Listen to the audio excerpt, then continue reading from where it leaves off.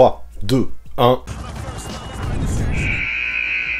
Salut à tous, comment ça va en ce samedi de playoff? Ici c'est le feu, c'est le meilleur moment de l'année et j'ai trop hâte de savoir qui finira champion. Et justement pour fêter ça, j'ai une sacrée nouvelle à vous annoncer, et elle concerne le NBA League Pass. Parce que oui, en tant qu'ambassadeur de la Grande Ligue cette saison, je sais, je le répète souvent, mais j'en suis fier, je me dois de vous présenter une toute nouvelle offre, une offre exceptionnelle. Le League Pass de toute façon vous connaissez, c'est l'outil ultime pour mater de la NBA, où vous voulez, quand vous voulez, en direct comme en différé. Et là j'ai jamais vu ça, en cliquant sur mon lien d'affiliation que vous trouverez en description, non seulement vous soutiendrez la chaîne, mais en plus de ça, vous aurez droit à votre abonnement à 18,99€. Oui, 18,99€ pour l'intégralité de la post-season, c'est fou. En gros, ça revient à 20 centimes le match pour les rencontres les plus importantes de l'année. Même moi, je n'en reviens pas. Vous pourrez chercher partout où vous voulez, c'est le meilleur prix que vous obtiendrez pour voir l'intégralité des playoffs. Alors let's go, ce serait bien dommage de ne pas sauter sur cette occasion. Yeah, baby. Puis je vous le rappelle, en plus de ça, histoire de fêter ça bien comme il faut, en ce moment, vous pouvez participer à mon bracket challenge. Encore une fois, vous trouverez le lien en description qui est nécessaire pour rejoindre ma ligue. Vous pourrez m'affronter dans vos prédictions et même peut-être gagner 100€ de bon d'achat sur le NBA Store. On est pas mal, non? Ouais, la NBA et moi, on avait bien envie de vous mettre bien pour les playoffs. Mais bref, même si tout ça c'est hyper cool, si vous avez cliqué, c'est que vous voulez aussi entendre parler d'autres choses, et notamment d'histoire NBA. Parce que oui, aujourd'hui on va en parler des playoffs, et pas qu'un peu, en mode overtime.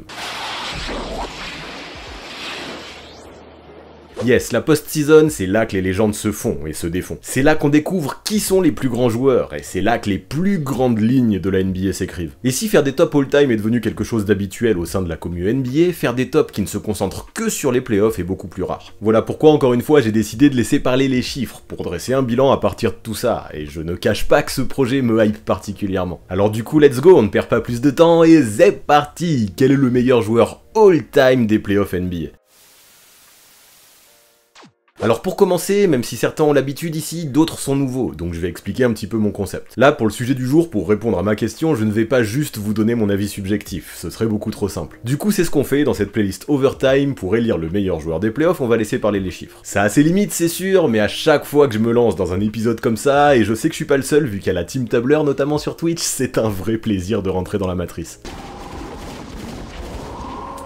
Par contre, quand même, il faut bien que j'intervienne quelque part dans tout ce bazar, bien évidemment. Moi, mon rôle, en plus de rentrer toutes les données dans le tableur, c'est de bien choisir mes critères, c'est essentiel, sans ça le classement serait tout pété. Du coup, pour élire le meilleur joueur de toute l'histoire des playoffs NBA, 5 domaines m'ont paru essentiels. Le premier, c'est le nombre de participations aux playoffs, pour lequel j'attribue de 1 à 5 étoiles. J'estime que quand tu as participé à qualifier ton équipe en post-season régulièrement, ça veut dire que tu pèses évidemment. Un mec qui n'a participé qu'une seule fois aux playoffs aura forcément eu moins d'impact dans l'histoire de la ligue que quelqu'un qui en a joué 20, logique. Voilà pourquoi c'est le premier critère que je prends en compte, et voilà pourquoi c'est aussi celui qui m'a servi à départager les joueurs en cas d'égalité. Sauf que c'est bien beau de participer aux playoffs, si tu n'y fais que de la figuration, ça ne m'intéresse pas. Ce critère du nombre de participations, c'est sûr, ne peut pas suffire à lui seul, et voilà pourquoi maintenant je vais intégrer les stats. J'ai décidé de faire ça de façon simple, histoire de ne pas partir dans des formules de fou ou des algorithmes trop compliqués. Là, j'ai tout bonnement additionné le nombre de points, de rebonds et de passes en moyenne en playoffs pour tous les joueurs. Ça m'a donné un chiffre, et ce chiffre, plus il est haut, plus on gagne d'étoiles. Logique encore une fois. J'ai décidé de ne pas prendre en compte les contres et les interceptions parce qu'avant les années 70, ces stats n'étaient pas comptabilisées et ça aurait été injuste pour les joueurs du passé. Il faut éviter de trop fausser le truc et de faire en sorte que ça a du sens, mais pareil, là encore ça ne va pas suffire parce que faire des stats c'est cool, mais si c'est pour perdre tous les matchs, ça ne sert plus à rien. C'est donc là qu'arrive mon troisième critère, le bilan en playoff. Plus ton pourcentage de victoire sera haut et plus tu obtiendras d'étoiles. Il n'y a toujours rien de sorcier là-dedans, jusque là tout me paraît évident. Sauf que là ça ne suffit toujours pas, on oublie toujours quelque chose d'essentiel, le nombre de titres. Comment peux-tu revendiquer le statut de meilleur joueur de l'histoire des playoffs si ces playoffs tu ne les as jamais gagnés? Alors pour continuer dans ma lancée, du coup je n'ai pas cherché midi à 14h, j'ai juste octroyé une étoile par titre en me limitant à un maximum de 5. Et bah ouais, pour éviter que ce critère devienne trop important et que Robert Horry finisse top 10 par exemple, il fallait bien fixer une limite. Là on a déjà 4 critères bien parlants auxquels j'ai voulu en ajouter un 5ème, le nombre de trophées de MVP des finales. Bah ouais, forcément je ne pouvais pas passer à côté, c'est juste la distinction ultime en post-season. Là encore la formule est simple, une étoile par trophée avec une limite de 5. Par contre je dois vous l'avouer, ça m'a posé un petit peu souci, vu que ce trophée n'est apparu qu'en 1969, tous les joueurs d'avant sont pénalisés. Mais c'est comme ça aussi, au final, tout ne peut pas être parfait, et je me dis que c'est peut-être pas si grave. Dans la mesure où dans les années 50 et 60, il y avait beaucoup moins d'équipes en NBA, beaucoup moins de concurrence, j'en ai conclu que c'était aussi un petit peu plus easy d'accéder aux playoffs. Alors vu que les joueurs de la préhistoire ont peut-être un petit avantage dans les critères d'avant, ça compense qu'il n'est pas un avantage pour les trophées de MVP des finales. Encore une fois, je le répète, c'est pas parfait, tout ça c'est clairement discutable, mais j'ai trouvé que ça faisait le job. Bref, une fois que j'avais ça, il m'a suffi de créer mon tableur, de créer mes formules, et de rentrer toutes ces données pour les 75 joueurs qui me semblaient les plus légitimes, un véritable travail de fourmi, mais qui valait le coup. Attention, je le répète, hein, c'est important, les chiffres et les critères ont leurs limites, c'est juste un indicateur qui ne représente pas une vérité absolue, mais je trouve ça super intéressant de voir ce qu'il dit cet indicateur. Comme le dit le vieil adage, même si je ne suis pas toujours d'accord, les hommes mentent, les chiffres ne mentent pas. En tout cas, une fois que j'avais fait tout ça, je n'avais plus qu'à observer la magie faire son œuvre, ou plutôt faire son classement. Alors aujourd'hui, je vais vous présenter le top 6, mais si vous voulez le top 50, pas de soucis, let's go checker ça en description, tout y sera. Et en numéro 6, pour commencer, voilà déjà un mammouth, Shaquille O'Neal. Lui, avec ses 17 participations en playoff en carrière, direct, il remporte 5 étoiles dans ce critère, c'est monstrueux. Et comme vous le voyez dans les autres domaines, il s'en sort très bien aussi. Le diesel n'a pas du tout à rougir. En même temps, quand tu as été 4 fois champion, 3 fois MVP des finales, et que tu postes des lignes de stats titanesques, c'est normal que tu te retrouves bien classé. Les chiffres ne mentent pas, on l'a dit. Une somme de 18 étoiles, quand on regarde le score du top 50, c'est vraiment déjà ultra violent. De toute façon, le Shaq est probablement l'un des joueurs les plus dominants que l'histoire du basket nous ait permis de voir évoluer, en saison régulière bien sûr, mais encore plus en play-off. Si sa condition physique était souvent remise en question tout au long de l'année, la post-season était le moment où il arrivait en super forme, totalement fit et prêt à tout exploser. Et ça a tout explosé, tout démonté, tout démolir, tout ce que vous voulez, il l'a fait, croyez-moi. Son moment dont je me rappelle le plus a pris place lors du match 2 des finales 2001, quand face à Philadelphie, face à Dikembe Mutombo, pourtant l'un des meilleurs défenseurs all-time, il a pondu des chiffres monstrueux dans la victoire. 28 points à 12 sur 19 au tir, 20 rebonds, 9 passes décisives et 8 contres face aux meilleurs défenseurs de l'année en titre, boum, ça c'est fait. Le gars nous a quasiment sorti un quadruple-double dans un match de finale NBA, excusez du peu. Puis le truc c'est que évidemment y a pas que ça, des souvenirs du même genre, j'en ai tout plein. Entre son titre avec Dwayne Wade en 2006, son dunk sur Yao pour la win en 2004, ses 46 points face à Portland en 97, la façon dont il dominait tous les pivots de l'Est en finale dans le sweep-it des années 2000 avec Kobe, ou encore son parcours jusqu'en finale en 1995 avec le Magic, des souvenirs du Shaq en playoff, j'en ai plein la tête. Alors clairement, il n'était pas du tout le meilleur shooter de lancer franc du monde, loin de là. Mais on va lui pardonner parce que je n'ose même pas imaginer l'intensité des cauchemars qu'il provoquait dans la tête de ses adversaires qu'il allait rencontrer en post-season. Alors au final, que les chiffres positionnent le gros Shaq à la 6ème place de mon classement du jour, ça ne me surprend pas, ça ne me choque pas du tout, c'est mérité.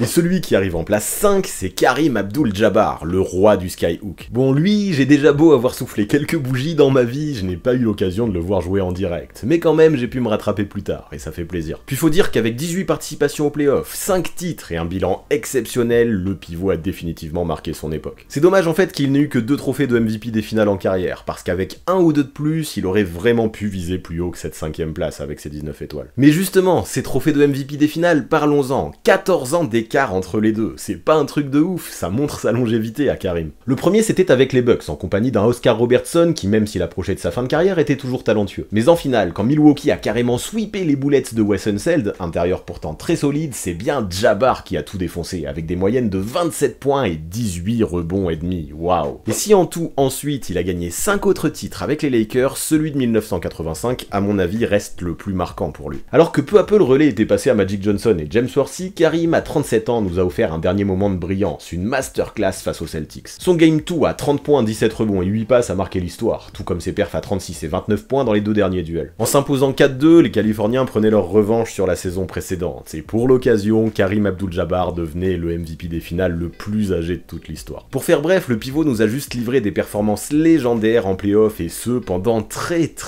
longtemps. Du coup, le retrouver à la 5ème place ne me choque absolument pas là encore, c'est très cohérent. En numéro 4, voici un joueur dont le destin a très longtemps été lié avec celui de Kareem, Magic Johnson. Si lui a fait preuve de moins de longévité, son bilan avec les Lakers, ses 5 titres et ses 3 trophées de MVP des finales parlent pour lui. Avec ses 20 étoiles, il en chope une de plus que son coéquipier et se positionne juste devant dans mon classement. D'ailleurs, si dans l'histoire on l'a dit, Kareem Abdul-Jabbar est le plus vieux MVP des finales, le plus jeune c'est Magic Johnson avec son trophée remporté en 1980. Et ces finales 1980, il faut vraiment en parler, parce que l'histoire qui l'entoure est complètement folle. Alors que les Lakers menaient 3-2 face aux Sixers de Julius Erving, Jabbar s'est tordu la cheville lors du match 5, et plus personne, on doit le dire, ne donnait bien cher de la peau des Californiens dans cette post-season et dans ses finales. Et justement, c'est là que le rookie Magic Johnson a écrit sa légende. Débutant à la place de son coéquipier au poste de pivot et jouant à toutes les positions, il a compilé 42 points, 15 rebonds et 7 passes dans une victoire 123-107 pour offrir le titre aux Angelinos sur le parquet des 76ers. Là, on s'en rendait compte, peut-être la fougue de la jeunesse, Magic n'avait beau avoir que peu d'expérience en NBA, il n'avait peur de rien. Dans l'avion pour Philadelphie d'ailleurs, il n'a pas hésité une seule seconde à s'asseoir à la place du capitaine, Karim Abdul-Jabbar, et dire à ses coéquipiers qu'il ne craignait rien, parce qu'il était là, Magic était là. Rien à dire, le gamin a assumé ses propos derrière. Ou alors voulait-il juste se venger du fait de ne pas avoir été élu la veille du match rookie de l'année. Sauf que bon, cette perf elle est belle, et aussi mémorable soit-elle, vous imaginez bien que s'il n'y avait que celle-là, Magic Johnson n'apparaîtrait pas non plus dans le top 4 aujourd'hui. Mais ne vous inquiétez pas à ce propos, parce que pour lui aussi, j'ai une liste longue comme le bras à vous fournir. Entre son baby hook en finale 87, le premier back-to-back réalisé depuis les Celtics de Bill Russell en 1987 et 1988, ses stats à plus de 26 points et 11 passes lors de ces deux finales, ou encore ses 14 caviars de moyenne face à son rival de toujours Larry Bird en 85, des moments forts il en a connu. Et ce qui est kiffant, c'est que constamment, il démontait ses adversaires avec son sourire légendaire. Avec la série Winning Time à propos des Lakers Showtime sur OCS qui fait le buzz en ce moment, ça fait vraiment plaisir de voir que les chiffres mettent bien en valeur Magic Johnson et Karim Abdul-Jabbar dans mon classement du jour.